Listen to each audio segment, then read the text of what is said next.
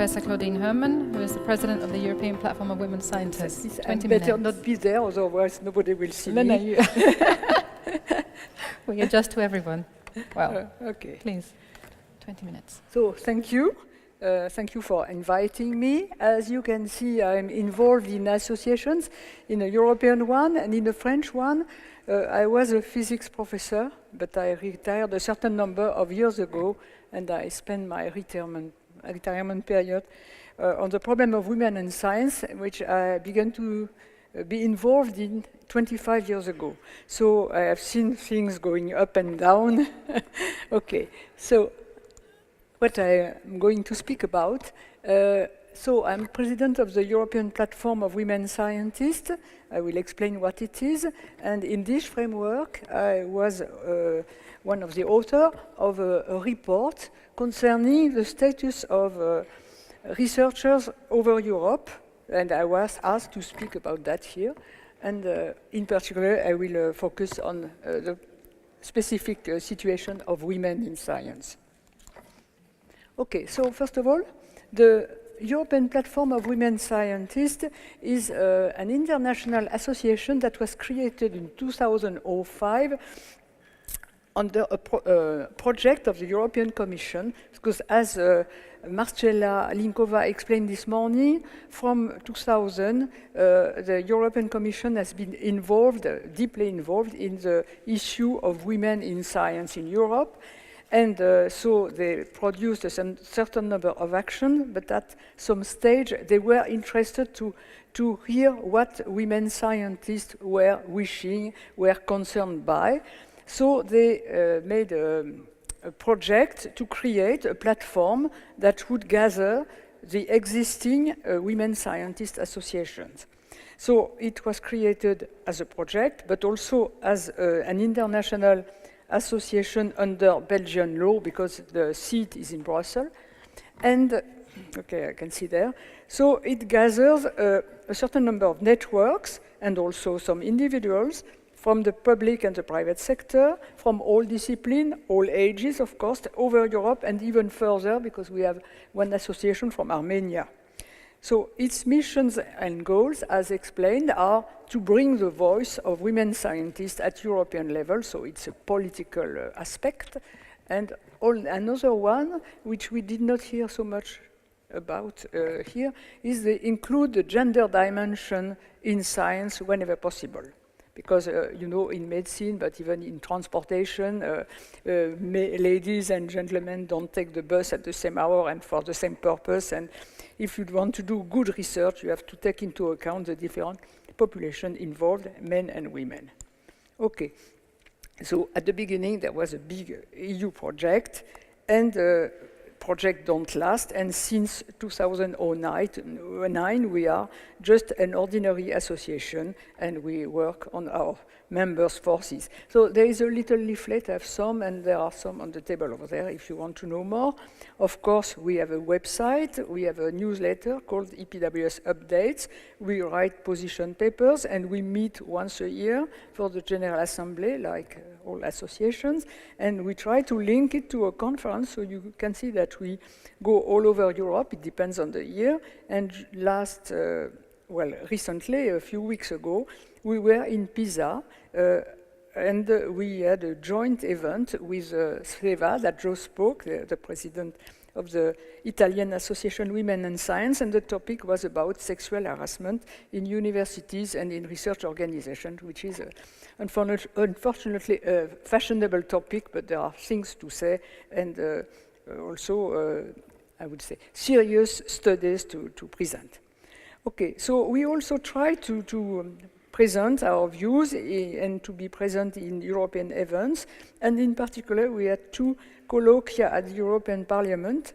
The latest one was last year, and we were discussing a resolution of the European Parliament. They have very good resolutions in which everything, if it was done, it would be the paradise on earth. And they did one in 2015 about women scientists' careers. So 2 years after the resolution, we wanted to discuss what has been done, what remains to be done. And as all associations, we need some money, especially we are all over Europe, so when we travel, that costs money. And in fact, the French Ministry of Research is supporting the European platform by funding a report every year on a different topic that is a topic that they are interested in at that time. And the result that I'm going to show correspond to the report of last year. And this year we made another report about networking and coaching PhD graduates to help them find a job after the PhD. So it's another report, another topic. Okay, so the one we are interested in now concerns academic statuses in academia in various European countries, except France, because the people that ordered, they know how it is in France, they want to know in the other countries. So, in fact, as you know, it is a bit complicated, because according to the country, you don't have the same status. So we try to identify a general framework and then to see the specificities. So the first obvious argument is that according to the budgetary situation of the country, the material research of condition of research are not the same. In particular, some countries since 2000 or even before had economical problem and research suffers first. So it was the case in the Central Europe when the Berlin Wall fell, because there was a big economical crisis just after, and well, the percentage of women in research increased because all the men that could go away went away. So just to tell how bad it was. And in several southern countries, there have been some strict budgetary conditions that have consequences in research. So, as was pointed also this morning by Marcella Linkova, geographical mobility is almost everywhere in Europe a condition for good research, and there are consequences, of course, in particular social consequences on the social rights, because how do you transfer your retirement rights and your illness insurance and so on when you go from one country to another. So it's a general problem, this one. So for everybody, there are two big points in the career. It's a hiring in an institution and then continuing, being promoted or not promoted. There is a variety of names of position, and at the European Commission, they decided to put grade A and grade B, grade A being usually professors or director of research, and grade B being the situation just below. And of course, there are countries where the positions are temporary, others where they are permanent. And when we started this study, we were not the first one, because the European Commission already ordered a certain number of reports, which are listed here. MOR2, Deloitte, the European University Institute provides information about the position in the different countries so that people can be candidates. And the group in which Marcella is made just before gender equality policies in public research, a report on this type of topic, so we could use this data. So, as for EPWS, the report I'm speaking about is available on the website. You can find it on the EPWS website under policy debate and then under report.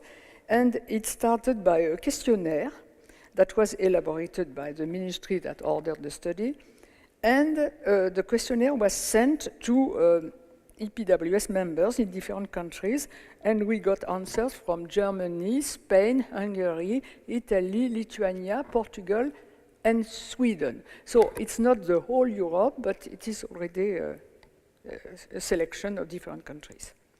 Okay, so probably you cannot read from your place, but in the questionnaire, people are asked to give data about different positions and the percentage of researchers that are on permanent position, if they are professor, if they are senior lecturer, if they are, and the percentage of women in the different cases. So here on this slide, there are two countries from the report, Sweden and Germany, and I have put France just as a matter of comparison.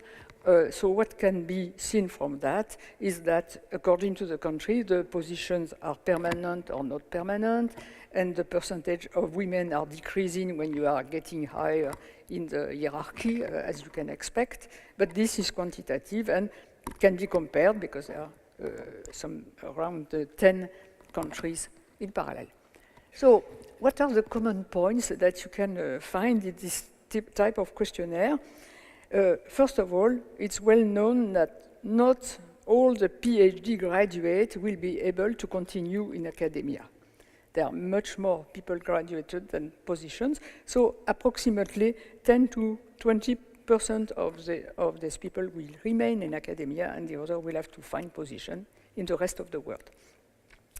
Well, one important point is that academic position should be published so that people can be candidates. And in most countries that we followed, they are published, but in some cases there is, in fact, a local candidate which is favored, and this is not written, of course, in the publication of a position.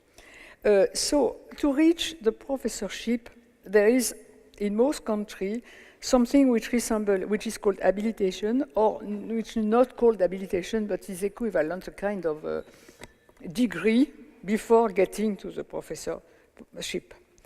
And in most European countries, the professor position is a permanent position, except in Lithuania, where they have to be retested every 5 years. Okay, so it's a specificity. And there is a salary. So the academic salaries are more or less important according to the country. And in many countries, the academic staff can receive salary bonuses for administration, from contracts, and so on. But it is forbidden in Sweden. So whenever you find a common point, there is a country which is not like that. And of course, when you speak of women, there is a problem of the leaky pipeline, which has been quoted many times. So we saw cartoons from Spain, but there are also cartoons from Portugal, and this one was ordered by the Portuguese Women and Science Association called AMONET, and you can see that to be promoted, there are steps, and they are different for men and for women. Okay, this picture has no rights, you can take it and just quote AMONET. Okay, so this scissor diagram has been shown many times. In fact, it started at the European Commission and it continued. It is not the career of a single person, it is a snapshot of the population a given year for the different grades, on the left from the students, beginning university, and on the right of the professorship. So, of course, you can see that there is a symmetry, because if you add up the percentage of men plus women, you get 200%. And you can see two colors. So the men are at the top and the women are going down. And you see dashed lines, maybe from your place, because there are data from 2007 and 13. So there is a little progress, which means that the curves are getting closer together. But in 6 years, it's not dramatic, so we have plenty of time until we get to parity, unfortunately. Okay, so the difference now. The difference between the countries, first of all, is at which age you are having your PhD and how long did it take. So in several countries, Italy, in France, it will last 3 years, but in other countries, it will last much more time. And in fact, what happens is when you are on a very, very long PhD, you have a position with a salary, not a permanent position, of course, but you have a salary because you cannot stay forever without being paid. The situation of the PhD students varies very much from one country to another. In some cases, they are just students. In other cases, they are employees. The type of contracts are very different. The number of PhD which are delivered is not in close relation with the number of available academic positions. So an example is Sweden. in which in humanities there are not so many, I think there are not so many PhD positions, and the PhD graduates, they easily find a job in academia, whereas in science, probably there are much more graduates, and they have to go outside. So it depends very much. And now in some countries, there is not only universities, but another system. So in Hungary, you have the Academy of Science, which are full-time scientists, and has a very big prestige. In France, we have a system of what we call grandes écoles, a high school, which is also prestigious. So there is mostly no concurrency between university and something else, but sometimes also. And also the last point that I put there is if in some countries there are so many temporary contracts, they have a law to support the people on temporary contract. You cannot do anything. They have rights, even if they are on temporary contract. There are specific rights which are in the law. Okay, so as I said before, the national budget policy may have some impact on the position opening, and our friends from Italy and Portugal stress the fact that there are no position opening because of budget shortage. So the people that get a PhD, well, they have to go outside. In some countries, particularly in France, but also I think in UK and maybe in Italy, on grade A position, there is some stability or a very strong stability. In France, even in grade B position, people are civil servants with a permanent contract. So they want to be professor, and they will not all be professor, but they are not so stressed. So they have the possibility to have a larger responsibility, even not being on grade A. Okay, so to enter the career, the scientific career, geographical mobility is a must, but not everywhere. So, for example, in Hungary, in Lithuania, in Portugal, or in Sweden, it is, well, people can, of course, do it, but it is not so necessary, which was a bit strange for us, because we thought everybody would do that. And there are, in some places, in some countries, specific measures for women scientists concerning work-life balance. So, women scientists in all this framework, first of all, it's very strongly dependent on the culture, of the history, the culture, and the image of the family in general. So, for example, in Poland, they have very strong impression on the duties of a mother, which goes first before the duty of a women scientist, so that it makes conflicts or difficulties. So, also in the system outside, you may have a daycare center, kindergarten, and so on, or not, or very few. So it will make things easy for a woman to work and to do science if there are such systems, which is the case in my country. Now also, one thing which is very important is what is called the biological clock, which means that women cannot, of any age, cannot have children. So on the one side, you have this problem, and on the other side, you have more and more postdoc requested before getting into a scientific position. So how can you manage to have the two at the same time, build a family and build a career? So, yeah, I will be, and so getting to the end. So everywhere, geographical mobility, it is a problem if you are in a couple, who is moving, who is not moving. The promotion is not so easy, as you can see on the leaky pipeline, but of course, as half of the scientific workforce cannot be lost, you have to do some measures. And what are the measures? First of all, the measure have been discussed for many, many years at EU level and in the countries with more or less success. So, in fact, at each step of the career, there should be measured. And so it means that every institution is responsible. Universities at the end, of course, but also associations have to help that. And the policy, the general policy and the science policy is influencing all this. And if there are not positions for everybody in the academia, people, women and men have to be trained to look for other jobs. That is important. And women students, as it has been said many times in this conference, are helped by mentoring and coaching actions. And in STEM, role models are quite rare, and if they were more numerous, that would help.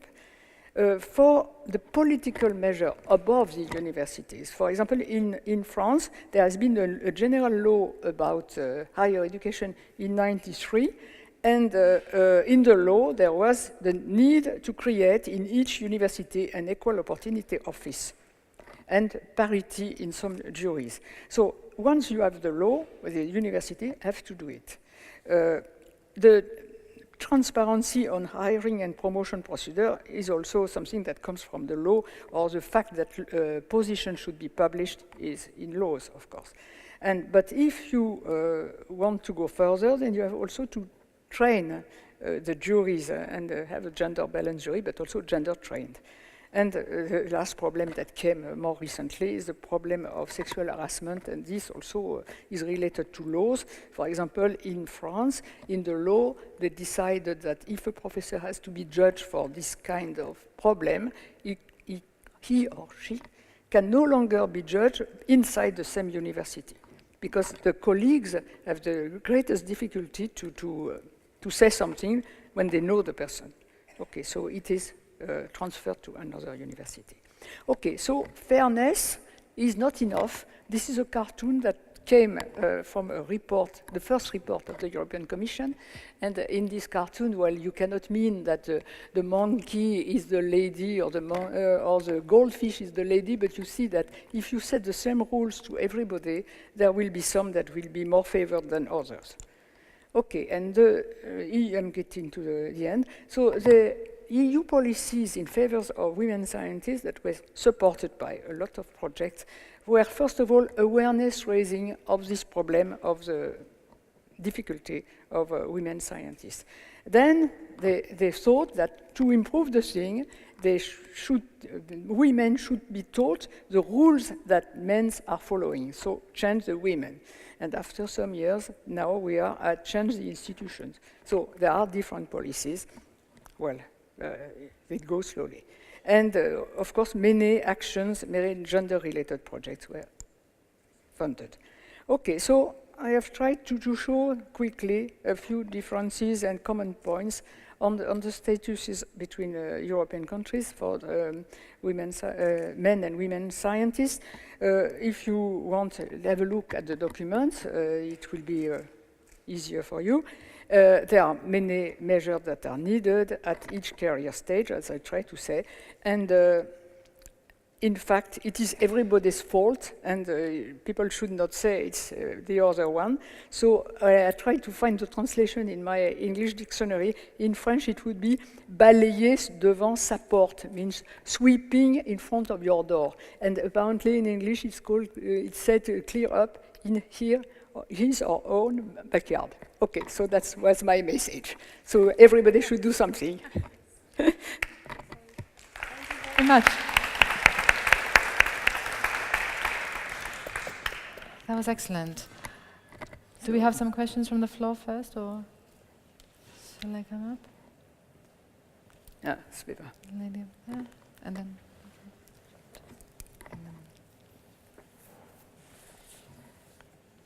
Hi, I'm Anne Webb from the Natural Sciences and Engineering Research Council in Canada.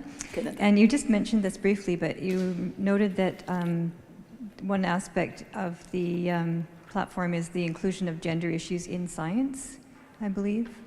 I wondered if you could say anything more about that. If that's including gender and gender analysis in the research itself? Gender dimension. Yes. Yes, it is in the content of research. In the content? In the content of research, which is obvious for biology or medicine, and is not so obvious, for example, for climate change. African women have an experience that is different from that of men because they are in charge of getting water and so on. So they have something to say, and if you only consider in research women point of view, men point of view, it's not complete. But now, of course, if you are working on the theory of Big Bang or things like that, it is more difficult. But there were plenty of examples about artificial intelligence that were given here, and it is typically a problem of gender dimension in science. Like voice, there was an example a few years ago, voice recognition by a big German institution which had been trained only for male voices to open the garage door. Yeah, okay. You see what I mean? Oh, it's not. I'm just wondering how you are bringing that in. Like at our agency as well, we're looking at how to encourage and require applicants to include gender, sex, and diversity considerations in their research, like what kind of guidelines and requirements are put into the application process? Okay. You mean guidelines to do that? There were people that were paid by the Commission that made a guide, it was maybe 8 years ago. So there are things that exist, examples. There is a project called Gendered Innovations that started in Stanford, and the person who is on the top of that is Londa Schibinger, and maybe you know that. It is on a website, and they have plenty of examples, and every month they send you things of examples that are often in medicine, but not always there. And, well, it can inspire other researchers in their own domain to find how to include gender in their research. But, okay, in some domains it seems more difficult than in others, but let us try anyway.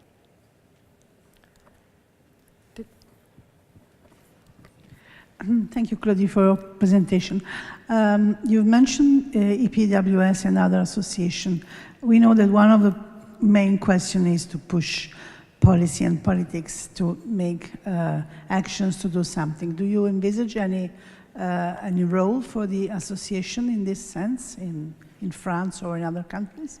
To push the high level. According to the country, it is very different. For example, personally, well, I have been 25 years into business, so people know me, and I try to put my nose at the Ministry of Research, and since I'm making reports, and after I propose to discuss them and so on. In other countries, it seems very difficult. For example, in Germany, the access to the ministry seems to be more complicated. I don't know. We have an expertise anyway. So you, in your country, I, in my country, we have an expertise, and we are able to bring information from other countries, because from time to time they are happy to benchmark what they are doing with what is existing outside. And people are changing, of course, and every time there is an election, you have different people. Even in the administration, it's difficult. For example, we had an election in France after Macron, and there is a delegation for women's rights among the French deputies, members of the French European Parliament, and they made a survey about women in science. I don't know why. So in this case, of course, you speak, but if you are not invited, you cannot speak. So difficult to say. But anytime you can put your foot into a door to open it, you have to do it. Before anyone else asks, that brings me to a question. We think of science, I mean, as kind of the truth discoverers. How could they be so blind in things like AI to not see that, you know, female and male voices would be different, or that faces? Well, I think it is easier for the private sector, because the first conference was in Berlin in 2003, organized by Europe. Women in industrial research, and from that time a certain number of big companies understood that having women in their staff would make them earn more money. That's what they call the business case. So because there is profit, it's clearer. Well, it's clearer that you have to do something. Yeah. Whereas in the academic system, well, you speak, you say that you cannot do excellent research without women and so on, but the people that are there, they are not so convinced, and they are not so ready to leave their place. It should come one day, hopefully. Yeah, but it shows the invisibility, doesn't it? Yeah. The invisibility of women, that even the face differences. Yeah, well, We have time for one question, if anyone would like to.